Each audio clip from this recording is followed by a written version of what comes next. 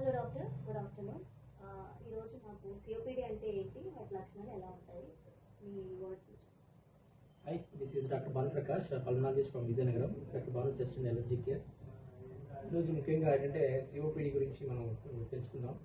COPD అంటే ఏంటి, మనకు ఈజీ లక్షణాలు ఎలా ఉంటాయని ఇంకా తెలుసుకుందాం. సిఓపిడి అంటే జనరల్గా క్రానిక్ అబ్స్ట్రక్టివ్ పల్మనరీ డిసీజ్. ఇది ఏంటంటే ఎయిర్వేస్ సంబంధించిన డిసీజ్ అనమాట. గాలి పీల్చుకునే గాలి కొట్టాలకు సంబంధించిన ఇబ్బంది. ఇందులో ముఖ్యంగా రెండు రకాలు ఉంటాయి. ఒకటి chronic bronchitis and second one is emphysema. Chronic bronchitis అంటే ఎయిర్వేస్ అనేవి ఇన్ఫ్లేమ్ అవుతాయి. సెకండ్ వన్ ఈజ్ ఎంఫెసిమా అంటే ఏంటంటే ఇది ఈ సాక్స్ అనేవి ఏమవుతుందంటే ఎన్లాజ్ అయిపోతాయి.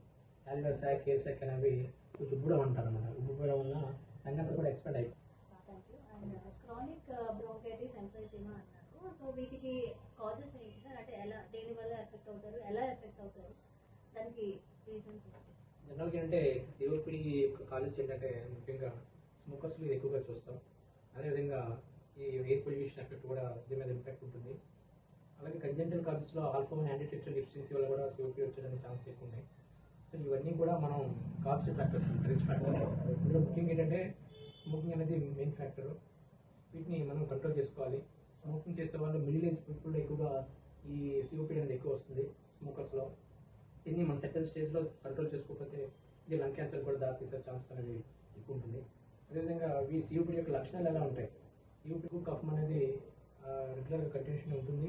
అదేవిధంగా బ్రెత్లెస్నెస్, స్పీకింగ్ డిఫికల్టీ, ఆయాసం అనేది ఎక్కువ వస్తుంది. వీజింగ్ సౌండ్స్, పిల్లి కూతురు అంటారు మన పిల్లి, వీజింగ్ సౌండ్స్ అనేది వస్తూ ఉంటాయి. ఇలా ముఖ్యంగా సిఓపిడి ఏంటంటే ట్రీట్మెంట్ అనేది మనకి ఏరియాస్ అనేవి అబ్స్ట్రక్ట్ అవుతూ ఉంటాయి. సో మనం ముఖ్యంగా బ్రాంకోడైలేటర్స్ అనేది ఇచ్చుకోవాలి. తీసుకుని ఇన్హేలర్స్ అనేవి, రోటా క్యాప్స్ అనేవి ఉంటాయి. ఇవి different type of rota caps medicines మనం యూజ్ చేసే క్యాప్సూల్స్. మనం వాళ్ళు సిఓపిడి పేషెంట్స్ వాళ్ళు యూజ్ చేసే విధానానికి ప్రాపర్గా కరెక్ట్గా ఉండాలి. ఇది ఎలా వాడాలి అనే దానికి చూసుకొని ఆ టెక్నిక్ అనేది చాలా చాలా ఇంపార్టెంట్. మనం అవి క్యాప్సూల్ వేసి టెస్ట్ చేసి ఎలా తీసుకోవాలి, తీసుకున్నాక ఎంతసేపు దాన్ని హోల్డ్ చేయాలనేది ఇంపార్టెంట్. ఎవరైనా సరే క్యాప్సూల్ తీసుకున్నాక మౌత్ గ్యాపింగ్ అనేది కంపల్సరీ చేసుకోవాలి. సో ఇందులో బ్రాంకోడైలేటర్స్, ఇన్హలేషన్, స్టెరాయిడ్స్ ఇవన్నీ కూడా ట్రీట్మెంట్లో పాటు. అదేవిధంగా సిమ్టమాటిక్ సిచ్యువేషన్లో సిఓపిడి అక్యూట్ ఎగ్జాజర్బేషన్ ఒకేసారి ఎమర్జెన్సీ వచ్చినప్పుడు మనం ఇంజెక్టబుల్స్, స్టెరాయిడ్ ఇంజెక్షన్, గ్యాల్ఫిన్ ఇంజెక్షన్స్ కూడా ఇవ్వాల్సి వస్తుంది.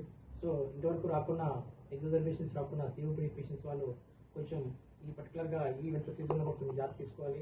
ప్రివెంటివ్గా వ్యాక్సినేషన్స్ అనేవి సిఓపిడి పేషెంట్స్ తీసుకుంటే ఫ్లూ వ్యాక్సిన్ కానీ, న్యూమోనియా వ్యాక్సిన్స్ కానీ తీసుకోవడం వల్ల ఏంటంటే ఫర్దర్గా పేషెంట్ అనేది ఇమ్యూనో కాంప్రమైజ్డ్, అంటే ఇమ్యూనిటీ తక్కువ ఉండడం వల్ల సివియరిటీ ఎక్కువ ఇన్ఫెక్షన్స్ రాకుండా కొంచెం జాగ్రత్తలు తీసుకొని కొంచెం సివియరిటీ వెళ్లకుండా మనం కంట్రోల్ చేసుకోవచ్చు.